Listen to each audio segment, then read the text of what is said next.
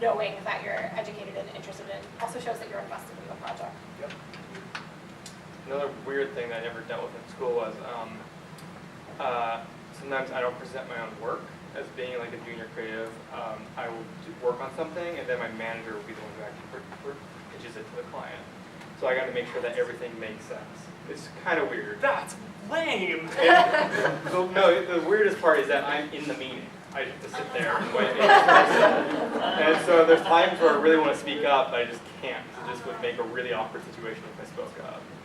So it's kind of a weird hierarchy, but you know, once in a while, my manager will notice that I'm like kind of twitching. Yeah, and that's right. She'll bring me in like, oh, here's a junior creative. What do you want to add? Then I'll mention something. But sometimes you just gotta sit there and listen to the client's feedback, and not being able to really defend your work so much. For us, it's actually generally the marketing managers that are doing the presentation. Yeah. I'm on the laptop and like trying to read their brain about like when they want me to move and scroll and go to a different piece of it. Yeah, I've had the controls too. It's very different than what you do from Eric. All right, we have one more question before we'll open it up to the audience. But what kind of side projects outside of school or work have you done that have helped you finding a job? Third room.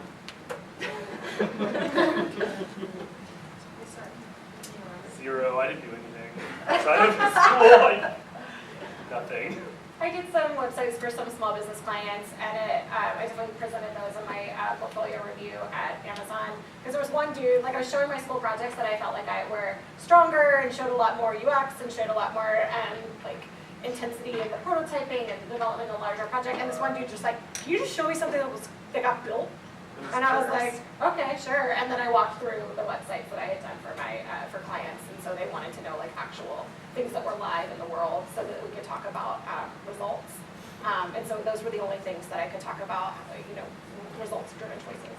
Lots of real work doesn't get built. Yeah. Like, that's real. Yeah. Do lots of design that never sees the light of day, Yeah, so that's right. don't let people tell you that, oh, I need to see something. Particularly Microsoft. Particularly on the team I'm on right now, I think. Yeah. Let me see. I did that jQuery mobile thing that first summer out. When I graduated, I kind of took the summer off intentionally. I wasn't looking for work right away just because I was so like in the zone of learning still, and I wanted to learn more. By graduation, I kind of chosen the angle I wanted to, the approach I wanted to go in. And so I built something, and that definitely helped. That actually, I would say, did give me my first job out of school. And then later on, I don't know if I would say that this has landed me work, but it's definitely helped. KP and I did a contest once. Didn't go anywhere, but I added it to my portfolio, so that was kind of fun. So that's there. Ratio was doing a Windows 8 app design contest sort of thing, just opening it up. And but being in that contest, that did put me literally like shaking hands with the creative director at that agency, and I was kind of looking for a job at that agency, and I didn't get it, but regardless, that it still gave me that opportunity, which I wouldn't have had without that.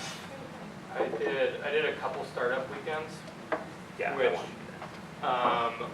one of them made it into my portfolio as a great talking point because I actually had like actual like tangible success, like this one or this didn't, or this was working with business people, and it gave me a lot of talking points. And I said, yes, I work with the business team to do X and Y or whatnot, and I work with the dev team to do this. But when I finished up school, I kind of did what Paul did, where I kept on learning a lot about development stuff. Just like I started teaching myself how Ruby works, getting better at JavaScript.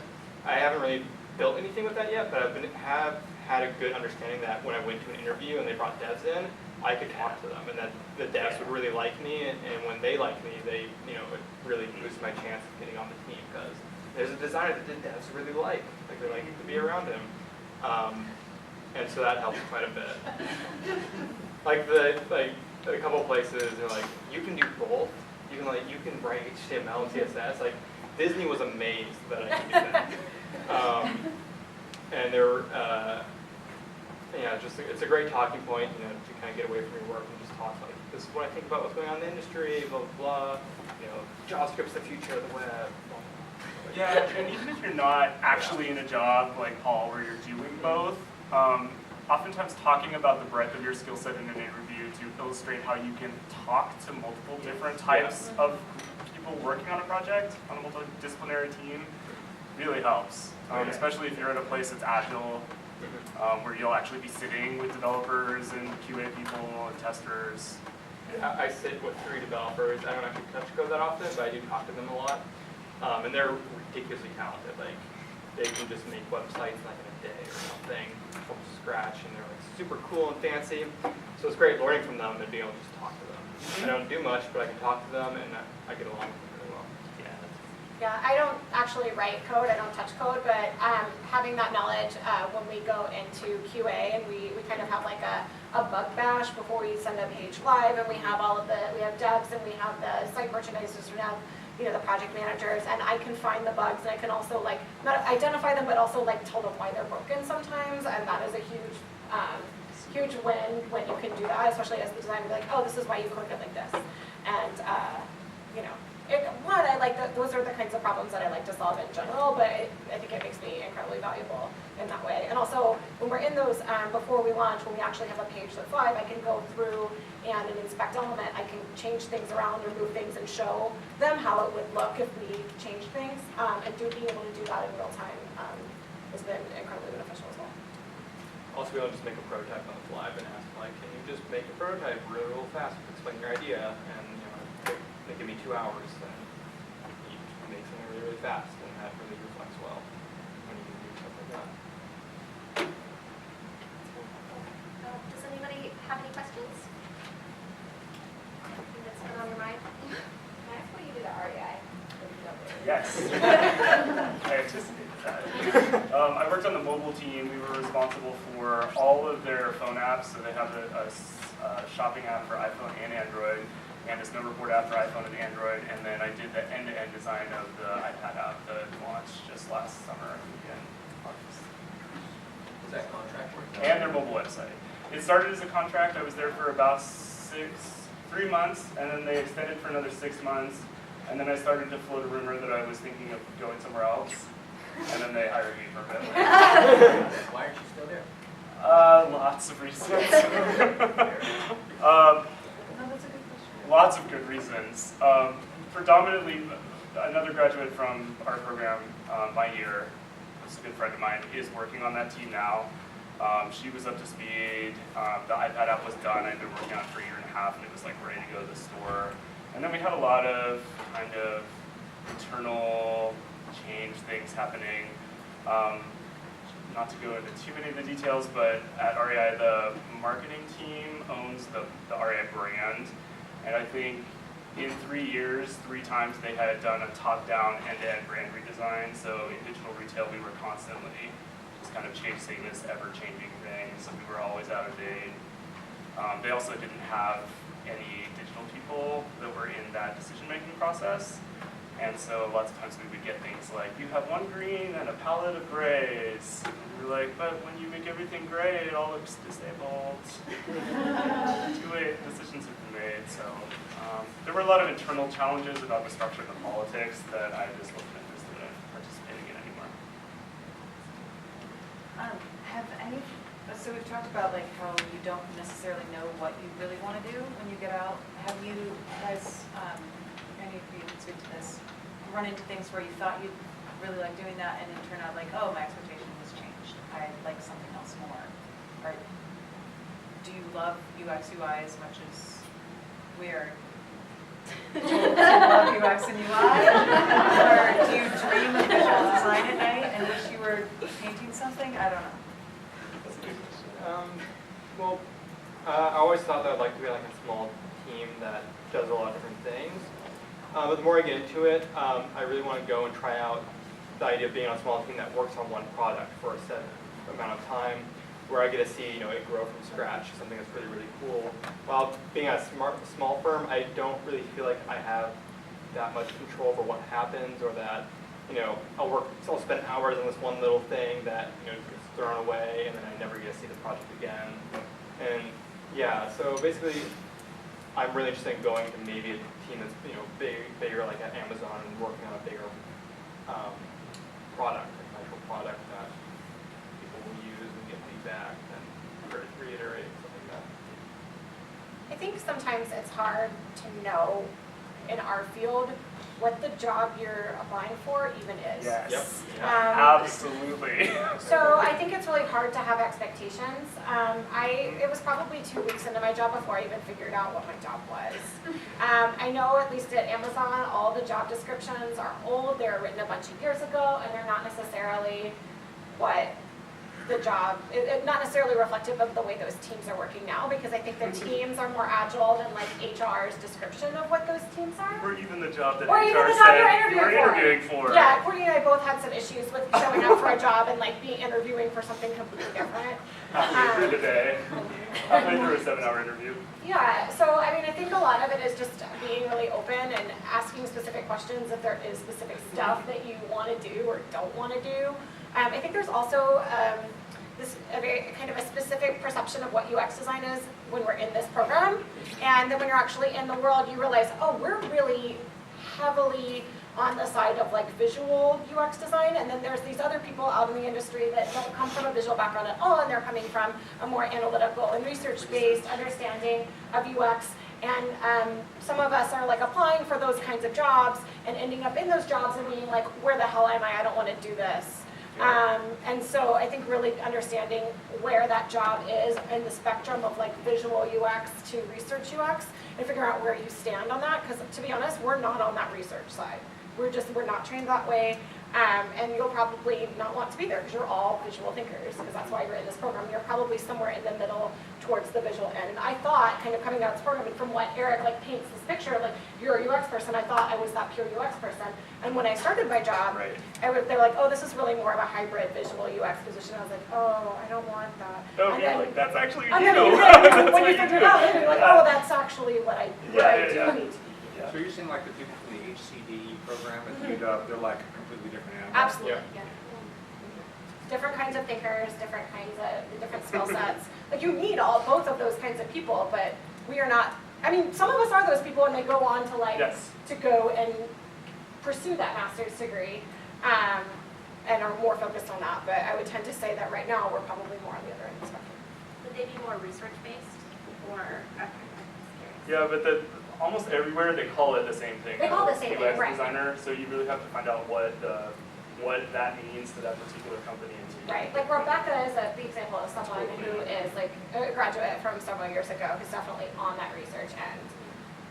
And by that, do you mean like doing the task flows and the card sorts and all of this like stuff that we hear about to support all of our decisions going There's forward? Yeah, more way in depth, more. way Yeah. more in depth research, analysis stuff. Like we work, like the tools that they use are different, I guess. Like we work with, you know, Adobe suite of products and that kind of stuff, and they're writing docs all the time. Like, Yeah, lots of Visio. Yeah, They use they're words more like like- heuristics a lot.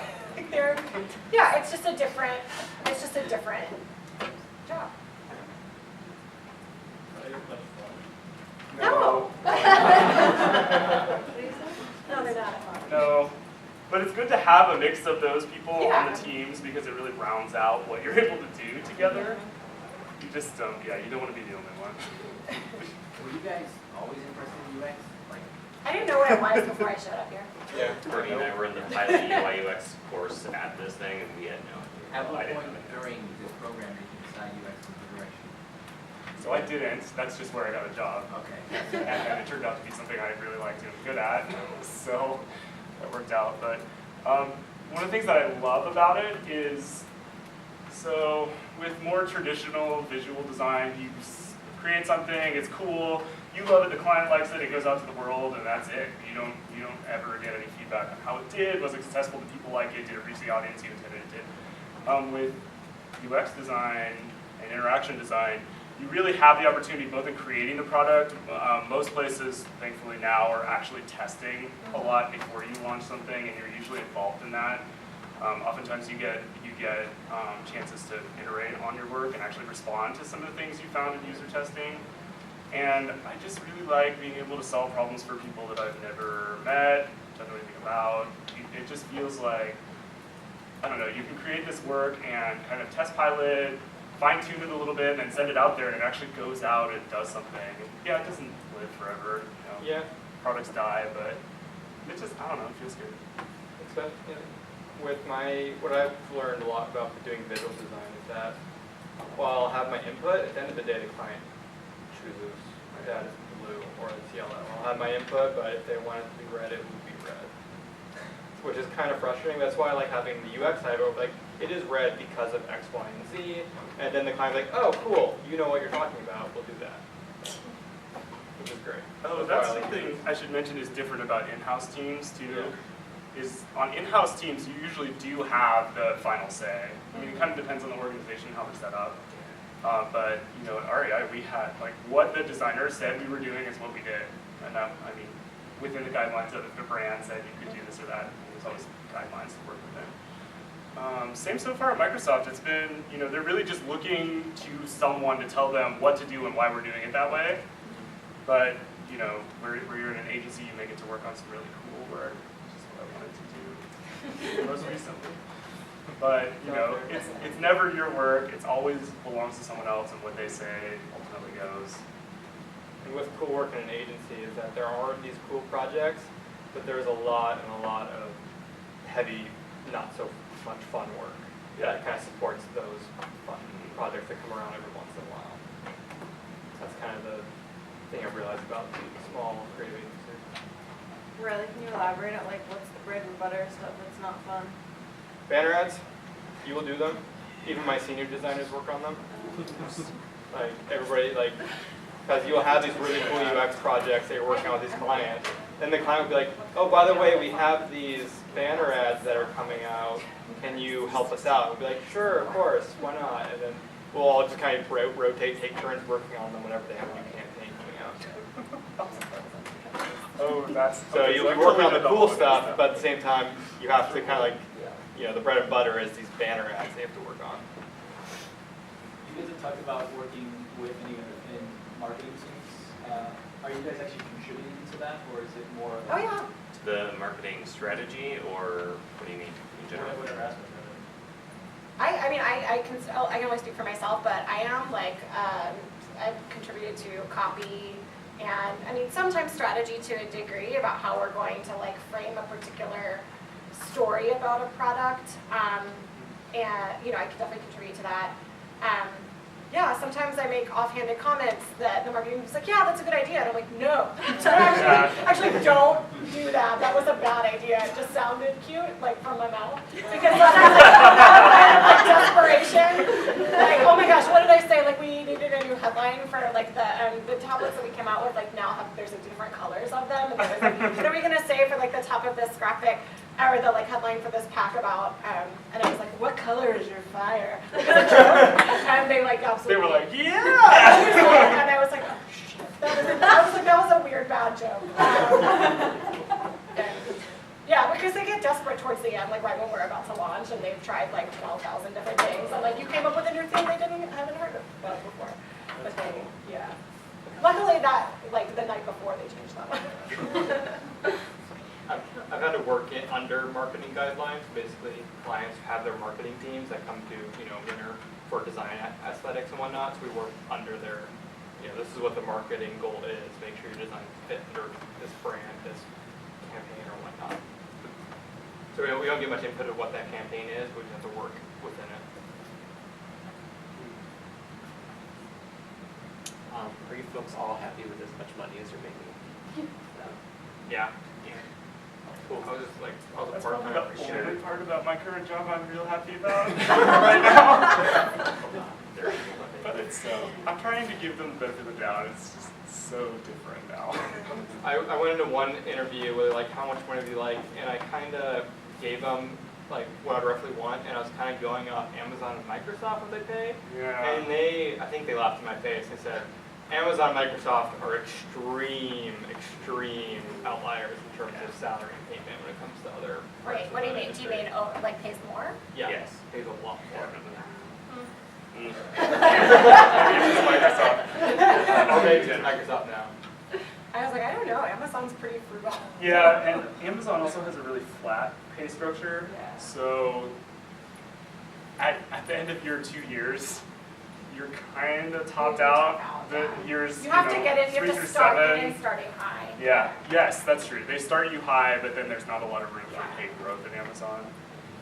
Microsoft, I don't know. And your stock, you know, they pay you like, what is it, generally you end up like as a full-time, not as a contractor. When you get hired on for full-time, it's generally a $20,000 starting bonus with like $10,000 in cash and $10,000 in stock, which may or may not be, you know, worth $10,000. So. How about work-life balance? You guys work overtime or off the clock at all? Seldom. Only once in a while when like a project is getting close to deadline.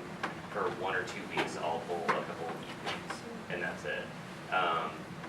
Generally, though, my company is pretty flexible, and so like let's say like for now, you know, like I peaced out at like 2:30, right? So all right, so I'll be gone for the afternoon. Go back online at 6 or 8 and work for an hour or 2, and that's that. Mine is pretty horrendous work-life balance close to lunchtime. Like I definitely had days where I was there at midnight or there till midnight, midnight 30, get there at 3 in the morning on lunch days sometimes. But in general, it's pretty standard 40 hours a week. Like right now, I really like because we're not in a lunch cycle. So I'm actually currently struggling to like figure out stuff to do to keep me at 40 hours a week. So I can, you know, but yeah, lunchtime is rough. But as a contractor, I get paid overtime. So like I'm redoing my kitchen. At Microsoft, can I ask, are you given overtime? I have a friend Yes. who's working at Microsoft and he isn't paid overtime and he Right. works around the clock. Yeah, so that depends. I imagine that person's a full-time employee. No. Oh. Yeah, he's a contractor in an agency. Yeah, I feel so like that's kind of illegal, so. yeah, I'm surprised that. I'm contracted as a vendor, a V-dash, and so I get paid. If I go over 40 hours, I definitely get overtime. Yeah, I was A-2, and I got paid overtime too. Yeah, a couple of I feel like times. something's totally fishy with this contract. Yeah, that That seems weird. sounds exact. Doesn't sound good. That sounds bad, Bad yeah. news. Call a lawyer. Figure out the terms of your contract before you sign them. Mm. Do you guys feel confident enough in your coding, like to get a job at first? Oh, yeah. Like, how long did it take for you to feel that way? Like second year? I interviewed at Winter for a front-end dev job when I was fresh out of school, and that was probably one of the interviews where I felt like the least prepared because they were looking for somebody with like 3 years of JavaScript, you know, production, this and that, and I was like fresh out of school, you know what I mean? What's WordPress, huh? That sort of thing. So in that situation, no, but that was for coding specifically. And just to say it, even if you don't want to do any coding, like we already talked about this a little bit beforehand, even if you don't want to touch it at all, it's still beneficial to be able to have that vocabulary to when you eventually have to sit down on either a technical team or talk to a developer or something like that, to have that vocabulary.